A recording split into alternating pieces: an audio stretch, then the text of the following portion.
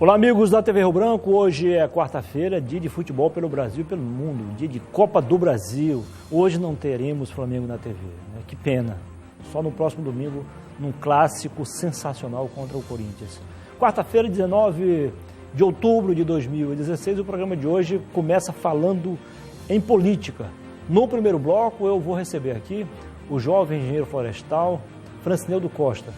Ele é do PSDB, e foi candidato a vice-prefeito de Rio Branco na chapa liderada pelo vereador Raimundo Vaz, do PR. Vamos saber dele os motivos pelos quais a coligação dele com Raimundo Vaz acabou ficando em último lugar, perdendo para o candidato da rede. Isso mesmo. No segundo bloco, vamos conversar com o Aurélio Cruz. Ele é o novo superintendente do Sistema Fé Comércio. Vamos falar de um encontro que acontece amanhã, o 24º Fórum da Amazônia Legal, reunindo todos os estados da região norte e também da Amazônia Legal, isso mesmo, tá? Amanhã, aqui em Rio Branco, precisamente no Comfort Hotel, a partir das 8 da noite. E o programa termina entrevistando o Ricardo Nascimento. Ele é um amazonense que virou acriano, trocou Manaus por Rio Branco.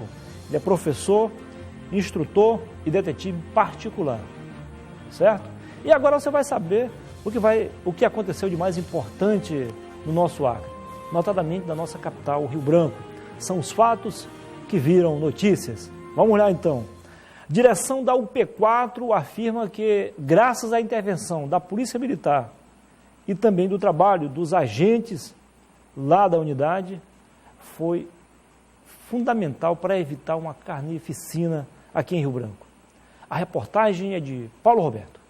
Um dia depois da tentativa de invasão à unidade prisional do regime semiaberto, UP4, denominada de Papudinha, era possível ver as marcas do confronto ocorrido na noite entre a polícia e um grupo composto por cerca de 25 criminosos integrantes da facção Comando Vermelho.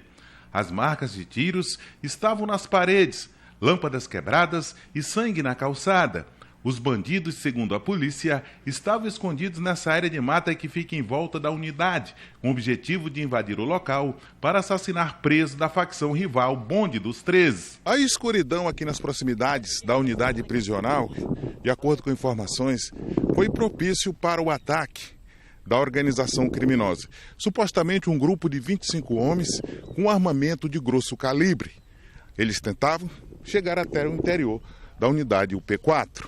Ação rápida dos agentes penitenciários que estavam de plantão, fechando os portões, porque a maioria dos presos já estavam lá dentro.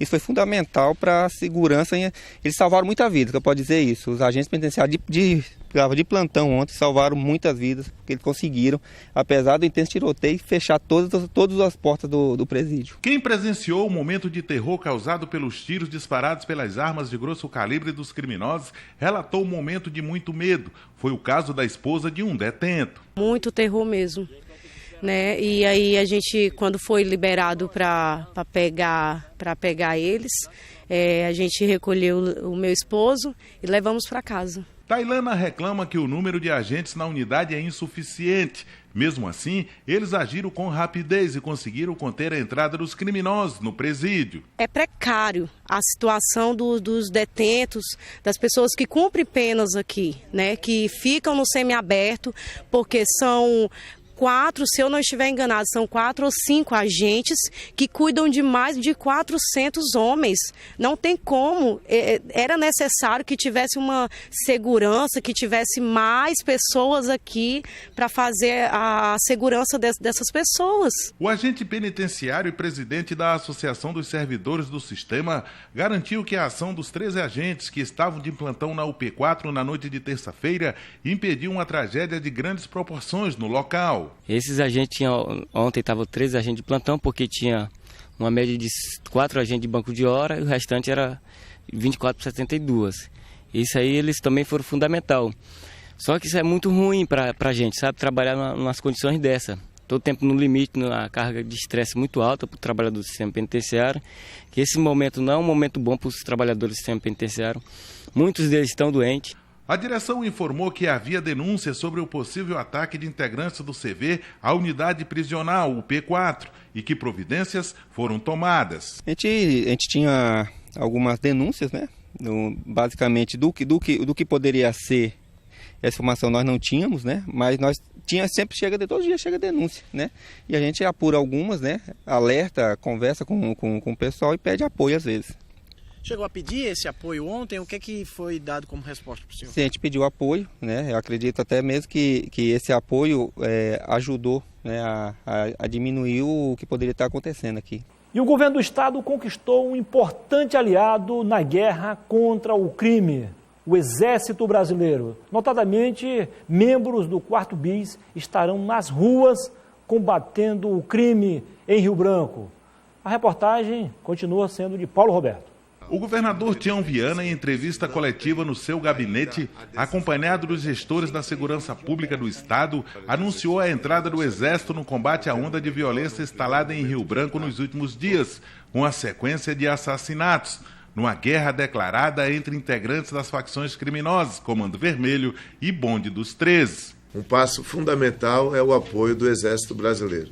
O Coronel Medeiros tem sido um grande amigo da luta contra o crime no que diz respeito à atribuição constitucional dele, nas áreas que envolvem o governo federal, como as rodovias federais, como os pontos de fronteira, como as operações que ele desenvolve. E ontem à noite mesmo, eu solicitei ao comandante militar do Exército do Brasil, o general Vilas Boas, que pudesse continuar trazendo essa cooperação. O comandante do 4º Batalhão de Infantaria e Selva, o tenente-coronel Medeiros Júnior, garantiu que um plano de ação está sendo elaborado para ser posto em prática contra ações criminosas. Já começamos a preparação, o planejamento detalhado, e depois de autorizado pelo Comando do Exército, pelo Comando Militar da Amazônia, nós vamos colocar nossa tropa na rua fazendo aquilo que nós podemos fazer constitucionalmente e aquilo que nós estamos preparados operacionalmente, combate aos crimes transnacionais, executando os bloqueios das estradas, fechando a fronteira,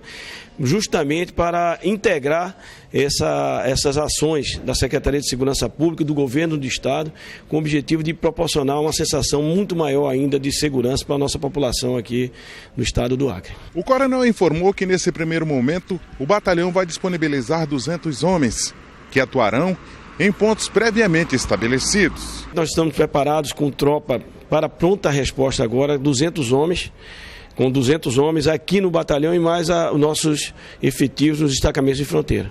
Para o coronel Júlio César, a polícia agiu com eficiência na noite de terça-feira e frustrou a invasão à unidade UP4, a Papudinha. A polícia, o IUBOP e as guarnições cercaram o local. Os agentes penitenciários também conseguiram se posicionar em um local seguro.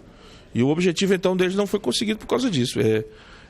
A demora foi que a Polícia Militar e o BOP foram progredindo lentamente, com técnica de segurança, de forma técnica, enfim, para que não houvesse, talvez, erro, e foi avançando lentamente e conseguiu realmente ocupar novamente o local. O secretário de Segurança Pública confirmou que as forças policiais do estado estão prontas para combater as ações dos criminosos. A disposição agora é homens no terreno, é homens no asfalto, é homens na rua, para que a gente possa saturar ao máximo esse tipo de situação, promover o máximo de tipo de abordagem, fortalecer a DHPP no que diz respeito à investigação a esse tipo de crime, para que a gente coloque essas pessoas o mais rápido possível atrás das grades e fortalecer as unidades prisionais com a segurança armada e arma longa, tanto na muralha como na frente dos pavilhões, uma vez que nós temos presos isolados de facções dentro da unidade das duas facções. Uma pessoa foi presa portando uma arma de grosso calibre de uso restrito,